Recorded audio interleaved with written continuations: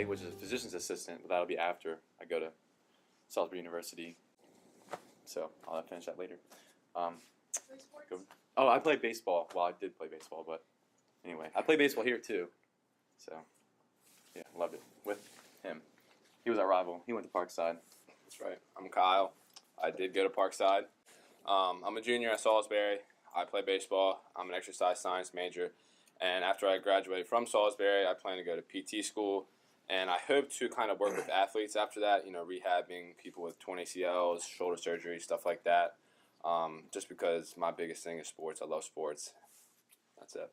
What's up, guys? I'm Connor Shockley. I also went to Bennett, graduated 2012 with Jeff. My major is finance with a minor in economics. I want to be a broker or a private wealth manager after school, and I also play baseball at Salisbury. Hello, everyone. I'm James Moss, probably the oldest one here. Went to Salisbury many moons ago.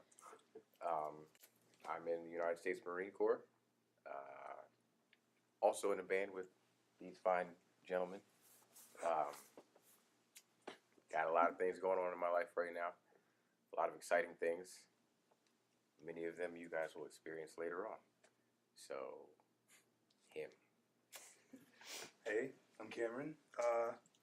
I graduated from Salisbury University a year ago as an art major. And Design, yes. yeah, graphic design. If anyone's interested in that, talk to me. This guy. Oh, that was brief. My name is Micah Scott. I am a project engineer for Holder Construction. I am from nowhere near here. I'm actually from Baton Rouge, Louisiana, and I went to school at Texas A&M and studied construction science. And like I said, I work for a company that builds commercial buildings, and we're building a building for UMES down in Princess Anne. So here for about 2 years doing that. That's good. My name is Kyle Allison. I also went to Bennett. I graduated in 2013. I currently go to Warwick. So like community college experience, like that's the guy to be talking to. My future major, because I'm like undeclared right now because I'm at community college. My future major would be music, like general music, and music minor. Music tech is my minor, and yeah, I play golf on occasion. I used to be on the senior golf team. So. Yeah. My name's Cody. I don't know if I'm supposed to say something. Say that your major, what you want to do with it, maybe any clubs you're involved with. Oh, okay.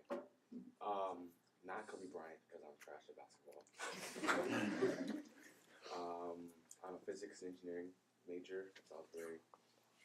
Physics is great. Most people disagree with me, so that's fine. I disagree. What else? I'm not really in that many organizations, but I'm part of 121, which is like a campus ministry. And what else? I think that's it. He's also in the band, I'm and also he's in the always late. I'm always listening. This is like a normal for me. At least 20 to 30 minutes late. Oh yeah, and I'm in the acapella group on the campus. Have any of you guys decided what major you want to be? Do you guys know what you want to do in college? Anybody? Journalism. Journalism? Good. Just yell them out. What about you, Banks? Finance?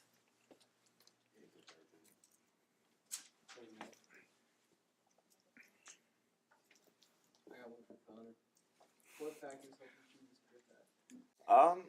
Well, I went in undeclared freshman year, which really, if you don't know what you want to do, just go in undeclared. I mean, it's really not that big a deal. You get to do all your gen ed, so you see what you like.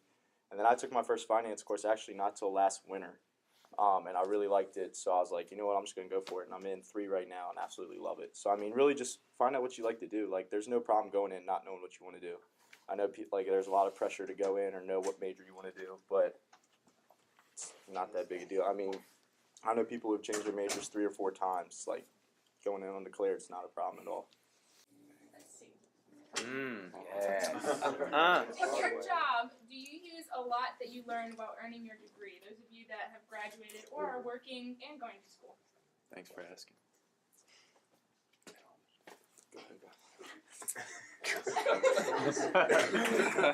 No.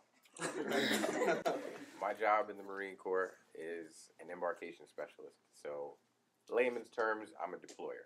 Anytime my unit or someone attached to my unit goes anywhere, I do the schematics, what they're taking, when they're going, how they're going, what they do when they get there, and everything for the return trip. Nothing to do with my psychology major. Nothing. So, not to discourage any of you. How would you say that you use the skills you learned in high school for your major, but now for it in the military? Great lead in. Work habits, study habits, work ethic. Pick it up now while people are still pushing it on you. Because when you get to college, teachers don't care. Your parents stop to care a little bit. I mean, they're still like, I'm paying for it, so do something right. But for the most part, you're an adult now, so you have to do it on your own. And there's a lot less opportunity. Let me say this right. There's a lot less opportunity to succeed in college because there's less work. It's just harder.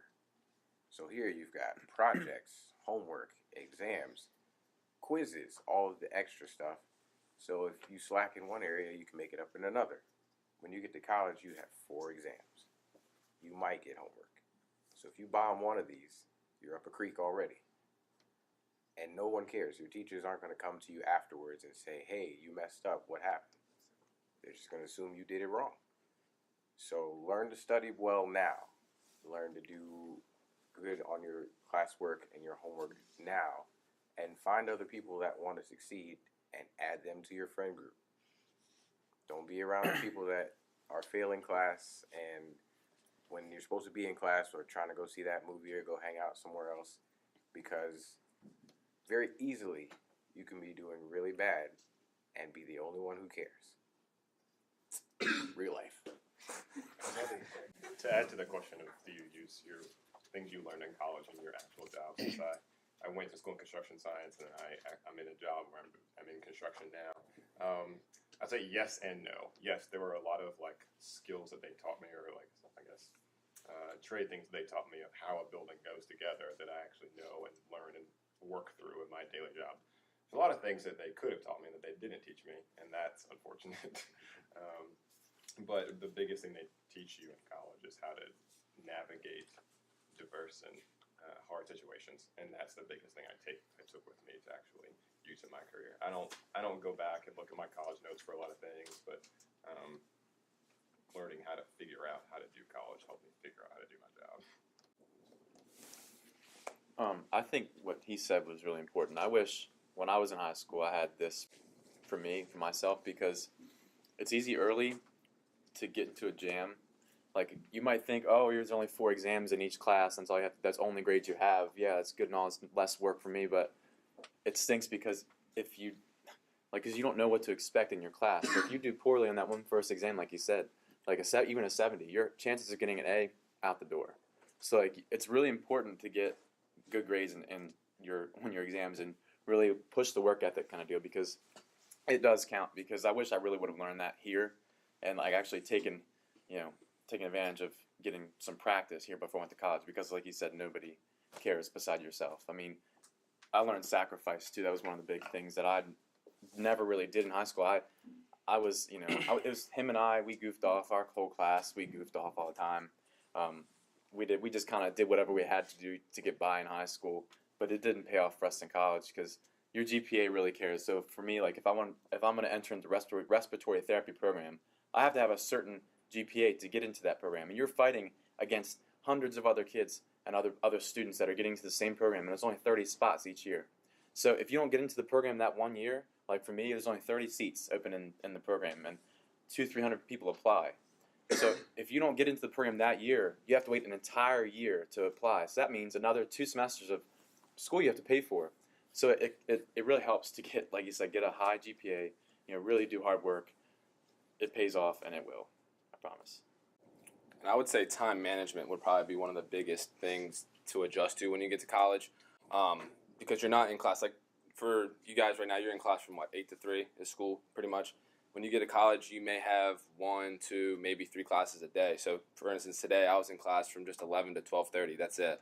You know what I mean? So it's real easy to go home after class and be like, you know what, I don't need to do anything. I can just chill. And they said, they had 4 exams. I've had a couple classes where you get 2 exams. You get a midterm and a final. That's it. So, for the first couple weeks of class, you're like, I don't have anything to do. it's real easy to get behind. So you need to make sure you stay on track, study a little bit every day, and not cram at the end. What are some good ways to study? So, what are your specific? Tough question. It is a tough question, so I'm gonna answer for coding and physics. All right. For me, the best ways, well, physics professors across the board are notorious for giving you homework assignments that are due like next class or the next week. So that's a really good way to study, is to do the homework. But if you don't get, this is I guess for people who are in science and like math classes, if you get a homework assignment and it has like maybe like 20 problems on it, it's good to like go out of your way and do problems that you look on. If you see a problem, you're like, I don't know how to do that. You should probably find out how to do that, because it probably involves processes that you're going to need on the final or something, because teachers do that to you. They will never give you something, ever talk about it, and then put on the final. And so, I hope that you guys do that, because I don't want you guys to fail. I fail sometimes. It's just real. You know how in high school now it's like 1 + 1 is 2, and then you get an exam that says 1 + 1 is, and you're all like, yes, we learned that too. Not in college. Everything in college is comprehensive knowledge. So they teach you methods, and then you have to apply them. So everything you see on the exam, for the most part, you may not have seen ever, and they just taught you how to do what's on the exam.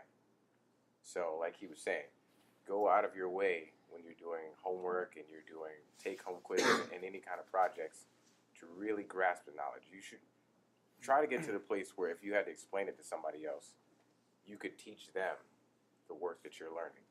Because in college, it's comprehensive. All the knowledge you get isn't just like book knowledge. It's like, what can you build from with this?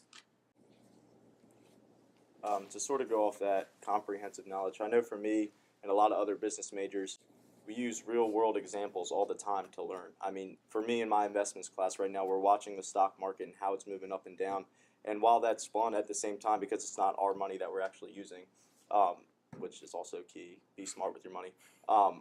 It's also cool just because we get to see how the market works, but we apply that to our test. So if the test says, all right, well, if this happens with the market, what will be the reverse effect? We can see that because we've already watched the market and how it actually happens. So real world examples help a lot too. I would say one of the biggest things is find the right environment to study in. I know when I was in college, I refused to study in my own dorm room because I wanted to sleep in my dorm room. I wanted those things to be separate. So I'd go either find some little cranny in the library somewhere in a back corner where I could be silent, kind of contained, or I'd go to a study room in the library because I don't know about Salisbury, but we could rent like a little study carrel in a room and kind of lock ourselves away for 4 hours at a time and just stay in there. But some people can't do complete silence. People need to be in a place with ambient noise. So maybe studying in the student union is better because they need something happening on around them. So like finding the right environment is really important, really key. And then like figuring out like what your learning style is, whether just reading through things over and over time. Say you're in a history class, maybe reading it is the best way to keep looking at it and keep learning it. But then it also may be writing it. I had to take copious amounts of notes, and I would write and rewrite things like spelling words in elementary school.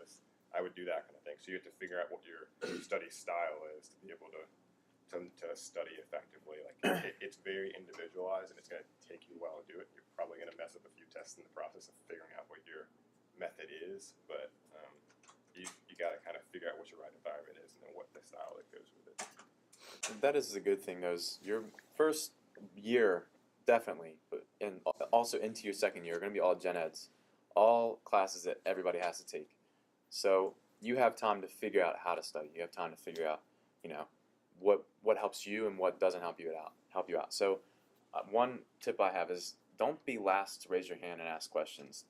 Be involved. Like in high school, I know sometimes we think, oh, it's so uncool to like raise your hand and like participate, but not in college. Professors will be willing to help you out. School and high school too. But for me, sometimes it wasn't. But I'm saying that I wish I was different in high school. But the professors will be more willing to help you out if you ask questions. If you ask them questions, if you are involved, if you participate in class, they will be more than willing to help you understand the material. They have office hours. You talk to them.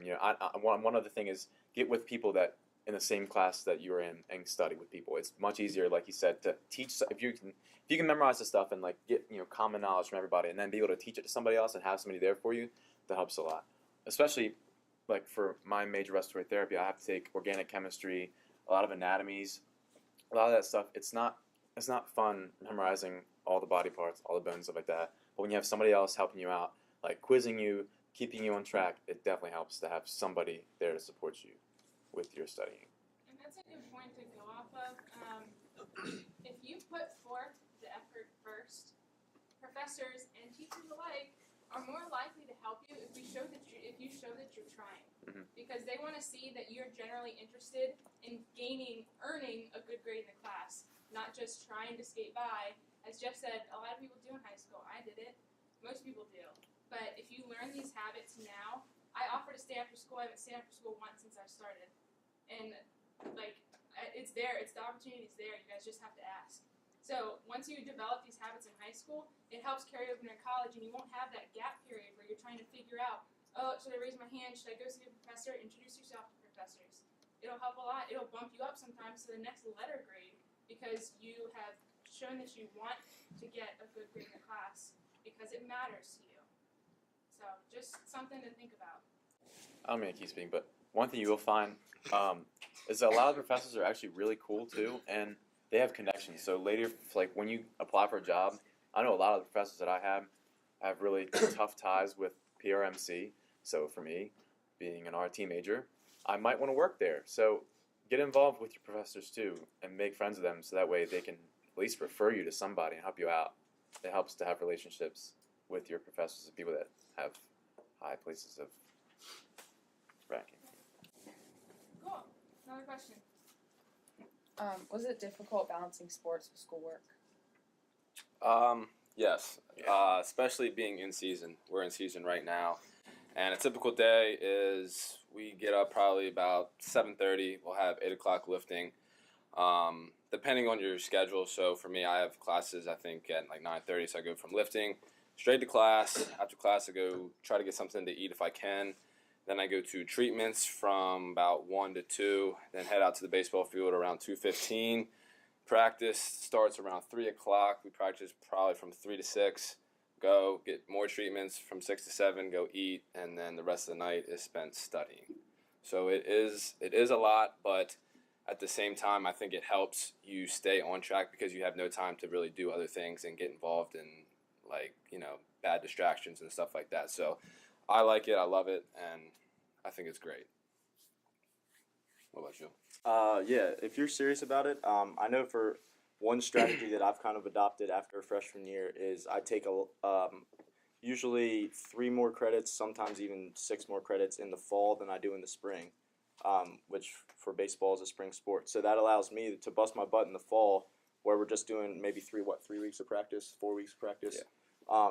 And it's maybe 4 times a week, so it's not nearly the rigor that it is in the spring. So if you go hard at the fall, and then I even took a winter class this past year, now I only have to take 12 credits in the spring, and it's a lot easier to balance. So, I mean, just little tips like that. Like, if you're serious about doing it, like I'm sure some of you are, think about that even just going in your freshman year because it's helped me a lot. Joe. Did you do college in the military? I didn't. I actually was in my 3rd year of college when I joined the military. I was a psychology major, and as I think he was saying earlier about being undecided, I chose psychology because I was afraid to go to school undecided. I got to my 3rd year, my junior year, and realized I didn't want to be a psychologist. So that was 3 years of classes, 2 years, because most of it was gen eds, but 2 years of classes that I didn't have to take, that I felt pressured into taking, I didn't enjoy taking, and as a result, got to my 3rd year and felt like I had wasted my time. So, to go back to your question, I joined the military to narrow my options for what I wanted to do with my life. Because at that point, it was still like bust wide open. And I'm in my 4th year of college now trying not to waste my dad's money. Military helped a lot. Definitely showed me what I'm good at, what I'm not good at, and what I'm willing to work for. And that definitely changed how I wanted to go about schooling again. How many people know what they want to do or think they know what they want to do? All right. What do you want to do? Forensics. Do you know, like, how come? It's interesting. Because it's interesting. Who else? Finance. I like sports and physical activity, and like people get injured, I'll help them out. Okay. I want to be a neonatal nurse. All right. The reason I ask is because They deal with babies and stuff. yeah, when I came out of high school, I thought I wanted to be an engineer. Same. Only reason because I wanted to make a lot of money. That's it. So once I took a calc class my freshman year, I was like, that's probably not for me. So I was like, what else should I do? And I was like, well, I took a chemistry class, kind of liked it. So I was like, you know what? Maybe I'll try pharmacy. Makes a lot of money. Took chemistry. I liked general chemistry. Took organic chemistry. Absolutely hated it. So don't try to find something that you want to do just to make money, because it's not going to last. And I love sports. I wish I had just, right out of high school gone with something like physical therapy and stuff like that, because I've changed my major now 3 times. A little bit behind, not too bad, but if I just suggest you guys to go after what you like, and you'll always be happy. Do you think it's worth the extra time that you'll be spending in college to do something that you want to do? Absolutely, 100%. Because there were many days taking organic chemistry, late nights, that I was just, why am I doing this? Mm-hmm. So, Yeah. definitely pick something that you love to do. I had to retake that class.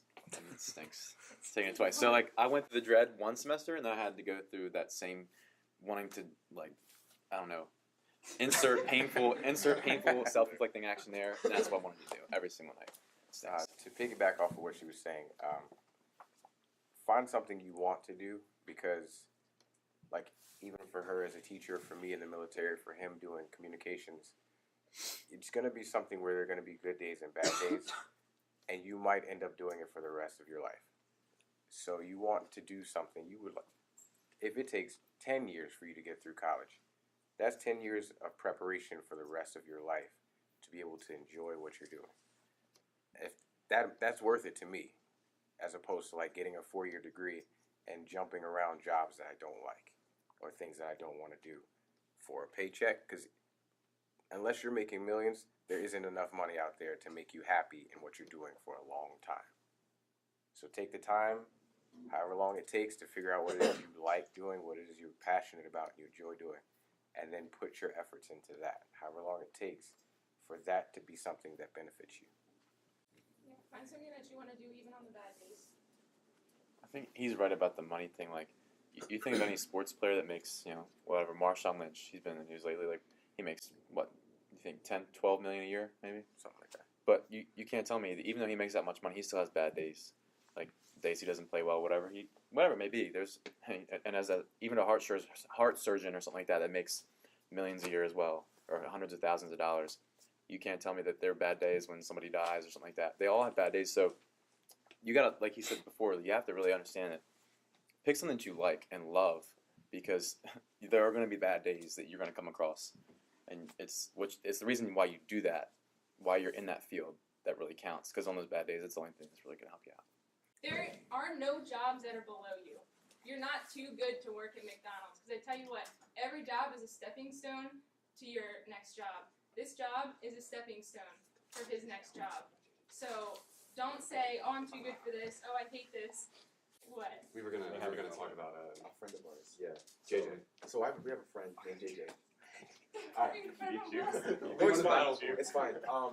But he started working at Chick-fil-A, and his major is, what is it? Marketing. Business marketing. And he was like, I work at Chick-fil-A, doing that, and that was for a couple of years. And then after promotion, he's like now a general manager, and now has the opportunity. He's not. No, he's like a staff manager. he's like a staff teaching person. Oh, whatever that is. But he's still like he's still like up there. Yeah. And so now he's in a position where he can talk to people who are bigger than him to get jobs in marketing.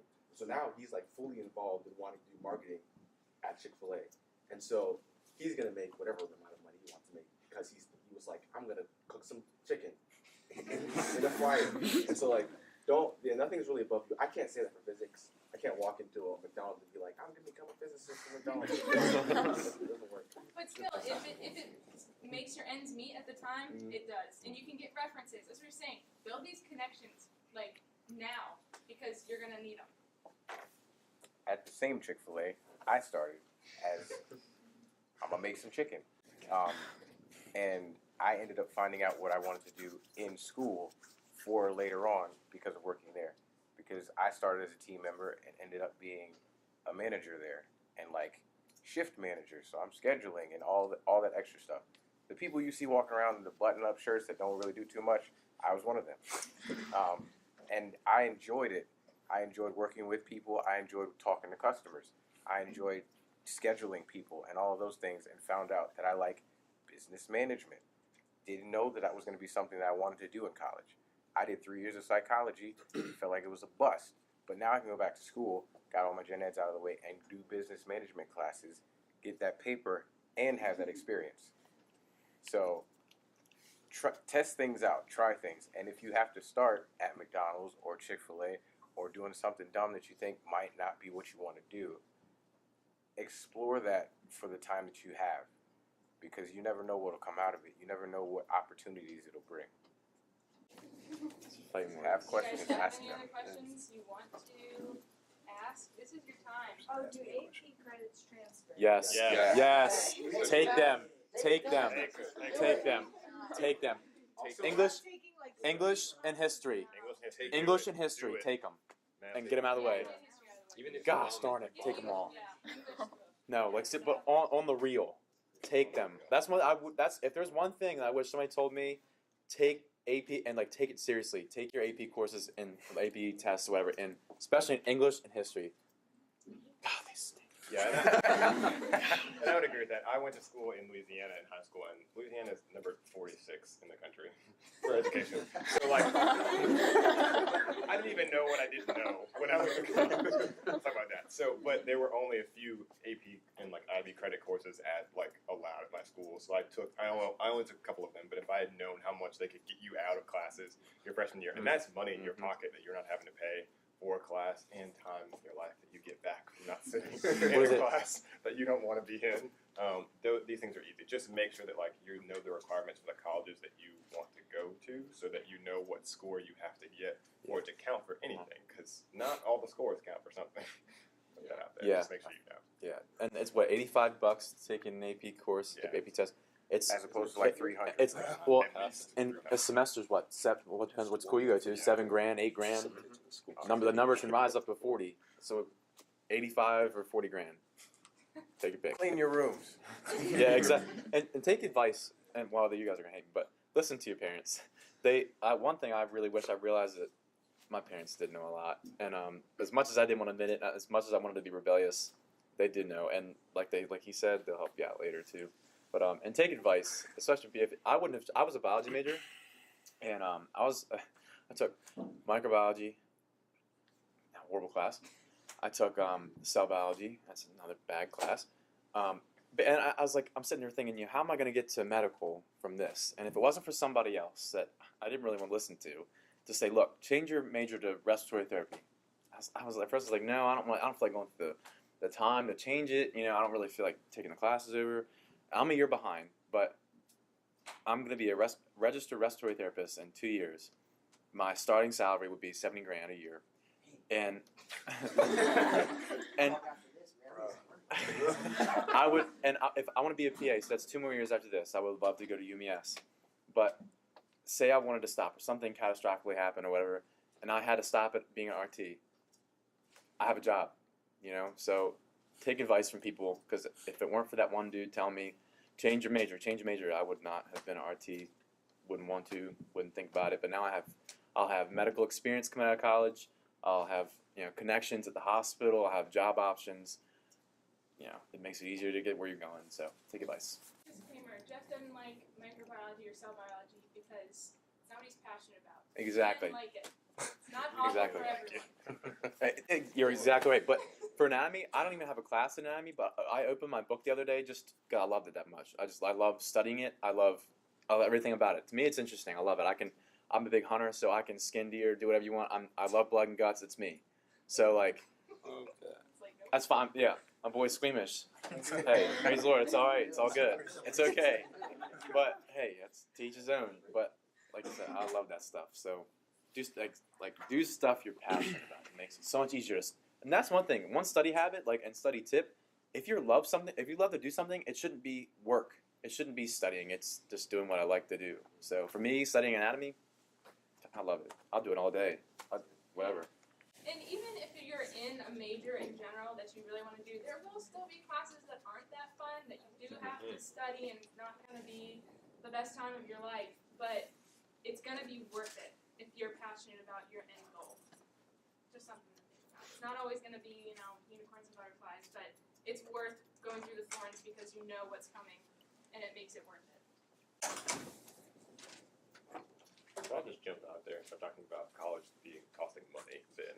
So just throw that out there. 'Cause I don't know we talked about that in the other class. But college costs money. If you do money. well in high school, it can cost less. Less money. And you guys are in Very important. prime time right now. So are you paying attention? If you're sophomores, next year's the year to start paying attention to what do you need to do to qualify for good scholarships outside of just what your school offers you, but local scholarships from businesses around here, or scholarships for different programs specifically at the university, or national scholarships like the Koch scholarship or the Bill Gates scholarship, or things there actually is a lot of money out there for you to pay for college. It's free money for you if you're paying attention. You're in the right extracurricular activities. You're getting the right grades in school. You can have some time to work on the right essays and the right interviews with people. You can get a lot of money out there.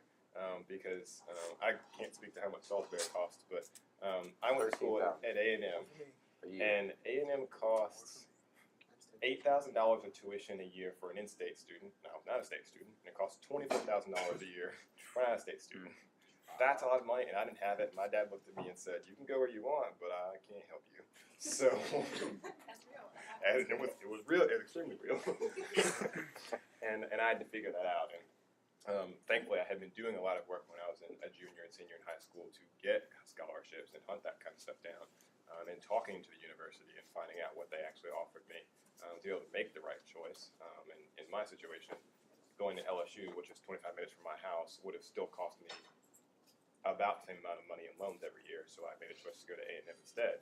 But it's the things that if you're cognizant about them now, college is not that far away. So if you start paying attention, you can prep right to get the money that's out there for you. Your high school GPA, believe it or not, does matter. I got about a quarter of my tuition paid by Salisbury because my high school GPA was good. Your SAT score is really important. I don't know if they can get you scholarships technically, but it's good to help you get into college. So yeah, and there's all things to think about when you're trying to figure out where you want to go. Definitely think about the place that has the best program for you. All the other stuff will fall into place. Don't base it solely on sports or solely on curricular things. Focus on your education, because that's really the whole point of going to college. Unless you're going to be an NFL, $1 million, whatever.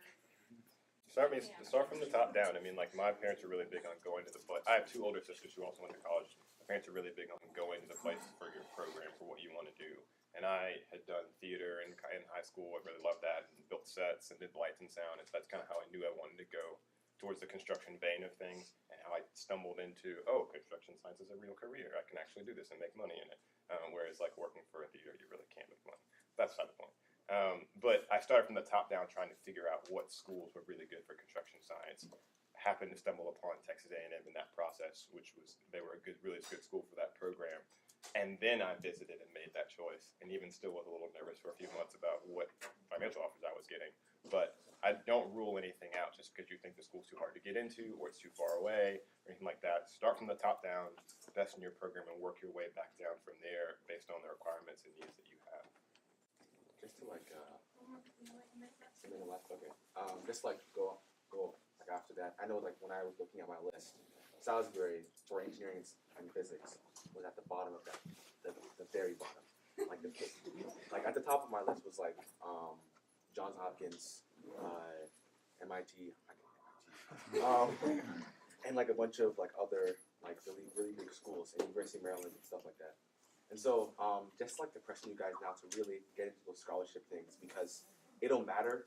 Because worst case scenario, you don't do anything, you go to school for $40,000 a year, you pay all loans because apparently the government wants to give you money, and then after you're out of it, you're a 30-year-old man still paying for college, and half of your paycheck is going to college, and so it just like sucks because because you didn't like spend like 3 hours, you know, looking for scholarships and trying to find what you need.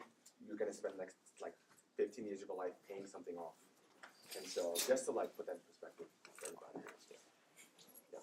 Well, thank you guys for coming.